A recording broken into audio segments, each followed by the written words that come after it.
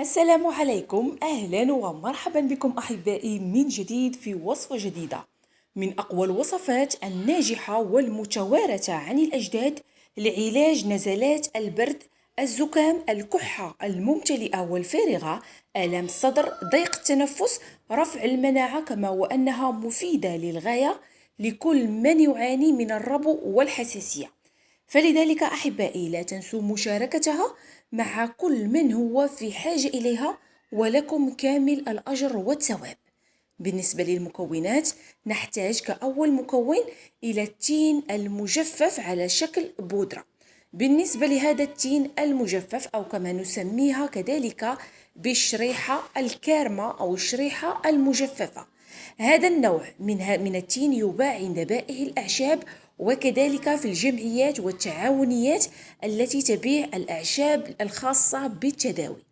يعتبر التين المجفف على هذا الشكل من أروع المكونات التي تعمل على علاج الربو والحساسية، الكحة وكذلك نزلات البرد، بالإضافة إلى أنها جد مفيدة لمرضى التدخين سواء كانت لديهم كحة ممتلئة أو فارغة، بالإضافة إلى أنها تعطيكم شفاء تام ومن 3 أيام الأولى من الاستعمال، خصوصا إذا كنتم تعانون من البلغم وكذلك كما قلت لكم السعال والكحة الشديدة. نحتاج كتاني مكون وهو إلى الثوم الأحمر. بالنسبة للثوم فهو رائع جدا في تقوية المناعة، في طرد السموم، وكذلك يعطيكم علاج تام بإذن الله للعديد من الأمراض، وخصوصا لكل من يعاني من الربو، الحساسية وكذلك الزكام والكحة. نحتاج إلى حوالي 7 حبات من الثوم الأحمر. سوف أقوم بوضعهم في وعاء من أجل أن نقوم بتبخيرهم جيدا، يتطبخ فوق البخار من أجل أن تعطيكم نتيجة سريعة ومضمونة. وكما قلت لكم بالنسبة لكل من يتعذر عليه الحصول على التين المجفف أو الشريحة الكارمة، فبإمكانكم القيام باستعمال التين العادي أو الشريحة العادية واستعمالها بالطريقة التقليدية، القيام بتبخيرها جيدا ثم طحنها مع الثوم. ولكن بالنسبة للثوم من الضروري أن تقوموا بتبخيره من أجل أن يصبح على شكل معجون بهذا الشكل. انظروا معي إلى الثوم، يصبح بقوام كريمي رطب جدا شبيه بالكريمة. ودائما بالطريقة الصحيحة أشارك معكم جميع الوصفات والله يشهد أنها مجربة ومضمونة 100%. بعد ذلك سوف نقوم بإضافة التين المجفف أو الشريحة حوالي من 7 إلى 8 ملاعق كبيرة ممتلئة. صدقوني حبيباتي أن هذه الوصفة قمت باستعمالها لوالدتي وكذلك لابنتي الصغيرة وأعطتهم نتيجة رائعة، خصوصا أنها تعاني بشكل كبير جدا من الحساسية، الربو وكذلك من البلغم في بعض الأحيان. فبمجرد استعمالها لهذه الوصفة اختفت جميع الأعراض وأحست براحة رهيبة جدا. بالنسبة للمكون الثالث وهو الزعتر. بالنسبة للزعتر نقوم بأخذه على شكل أوراق مجففة ثم نقوم بإضافتها إلى المكونات.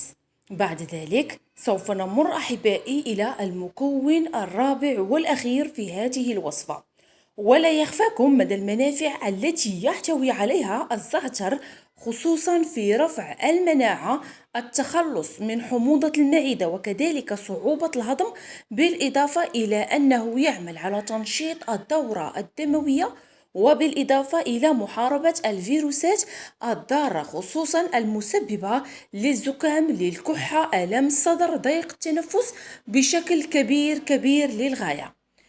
قبل أن أقوم بإضافة المكون الأخير سوف أقوم أحبائي بخلط جميع المكونات ودمجها مع بعضها البعض حتى نحصل على قوام متماسك. وصدقوني أن هذه الوصفة من الوصفات التاريخية والمتوارثة عن الأجداد والتي تعطيكم نتيجة ما شاء الله من أول استعمال.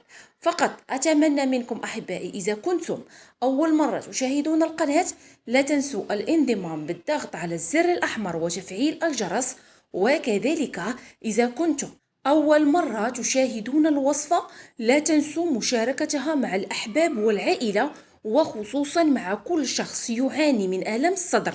كذلك كان يدخن ويعاني من الربو أو الحساسية أو ضيق التنفس، فهذه الوصفة تعمل بشكل كبير جدا على رفع المناعة، علاج الكحة سواء كانت ممتلئة أو فارغة، الزكام، طرد البلغم بشكل نهائي، وتنظيف الصدر والشعب الهوائية. بعد أن قمت بدمجها جيدا مع بعضها البعض، سوف نمر إلى إضافة زيت الزيتون. بالنسبة لزيت الزيتون دائما تقومون بإضافتها حتى تتجانس عندكم جميع المكونات. أنا هنا قمت بإضافة كأس متوسطة الحجم. كما بإمكانكم مضاعفة الكمية وتحضير الوصفة بكمية كبيرة خصوصا في فصل البرد، فعندما تحضرونها بكمية كبيرة فهي لا تفسد بصفة نهائية وتدوم عندكم مدة طويلة. تستعمل للكبار، للصغار، للأطفال الصغار، كذلك للشيوخ ولجميع أفراد الأسرة بصفة عامة. بالنسبة لطريقة الاستعمال حبيباتي فهي طريقة سهلة جدا، فقط تتطلب منكم تحضيرها بالطريقة الصحيحة وكذلك استعمالها في الأوقات المناسبة. أول شيء سوف نقوم أحبائي بدمج جميع المكونات جيدا مع بعضها البعض حتى تتجانس مع بعضها، ثم نقوم بالاحتفاظ بها في قنينة زجاجية محكمة الإغلاق نظيفة ومعقمة على هذا الشكل، ثم نقوم بملئها بالحشوة.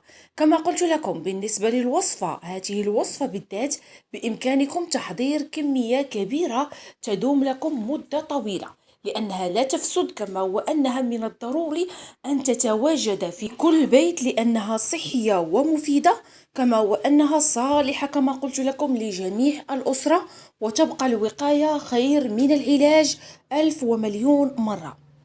بالنسبة لطريقة الاستهلاك نقوم بتحضيرها وتناولها كل صباح. ملعقة كبيرة تؤكل قبل الإفطار، وكذلك ملعقة كبيرة قبل النوم. تداومون عليها على الأقل 7 أيام، وخصوصا حبيباتي إذا كنتم تعانون من جميع الأعراض التي ذكرت، الزكام، الكحة، آلام الصدر، ضيق التنفس، فمن الضروري أو الربو، فمن الضروري استعمالها بشكل يومي ومنتظم حتى تحسوا بالشفاء التام، كما وأن النتيجة من أول يوم تظهر، تحسون بالراحة واختفاء البلغم بصفة نهائية. كانت أحبائي هذه وصفتي لكم لليوم، أتمنى من الله أن تنال إعجابكم ورضاكم. لا تنسوا مشاركتها مع كل من هو في حاجة إليها، فالدال على الخير كفاعله، وفي غدائنا يوجد دواؤنا بإذن الله. دمتم في حفظ الله ورعايته، وإلى وصفات أخرى ناجحة ومجربة بإذن الله. إلى اللقاء.